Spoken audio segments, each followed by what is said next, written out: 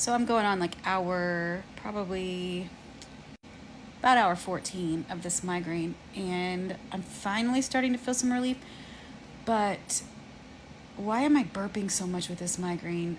Do any of you guys burp with your migraines? Because I get migraines pretty regularly and I don't usually burp like this. I am burping like I'm losing my soul about 10 times every minute.